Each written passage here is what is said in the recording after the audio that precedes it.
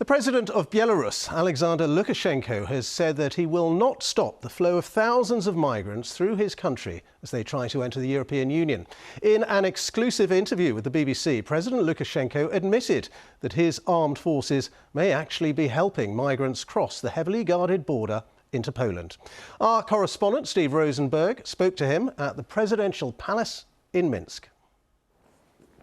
It's not often you get the chance to meet the man who's been labelled Europe's last dictator. The West says Alexander Lukashenko is using migrants as a political weapon. We confronted him with claims his troops have been cutting border fences to help migrants into the EU. Our guys are helping the migrants get into Polish territory. It's perfectly possible. I think that's absolutely possible. Maybe somebody helped them. I won't even look into this. Thousands of migrants have been coming to Belarus to try to slip into Europe. Alexander Lukashenko denies bringing them here, but he warned the EU 6 months ago. You told the EU that Belarus had been stopping migrants, but that now they'd have to catch them themselves. The migrants took that to mean Belarus is open to them. I told the EU I'm not going to detain migrants on the border, hold them at the border, and if they keep coming from now on, I still won't stop them, because they're not coming to my country, they're going to yours. The West stopped talking to us and working with us. If you don't want to, then fine. We'll sort this problem out ourselves, as best we can.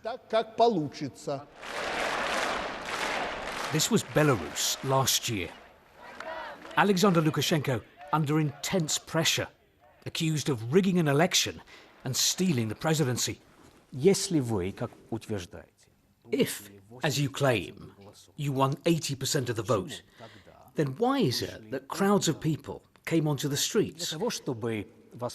Not to congratulate you on your crushing victory, but to accuse you of stealing their votes. It doesn't make sense. There's no sense in your head, Steve, or in the heads of your masters. Mr. Lukashenko launched a brutal post-election crackdown on his critics and on civil society.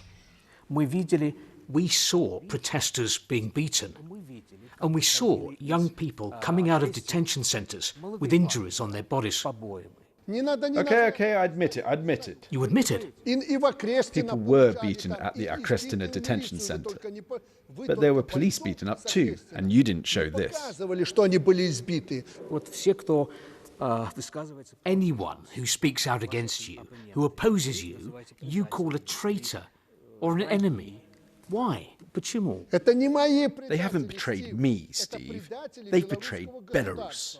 Since July, 270 NGOs have been shut down in Belarus. I'll answer your question with no bother. We'll massacre all the scum that you, the West, have been financing. Oh, you're upset that we've destroyed all your structures, your NGOs and all those that you've been paying for. Europe doesn't see Mr. Lukashenko as a legitimate president. He claims not to care. A pariah in the West. He knows there's always President Putin's Russia to fall back on.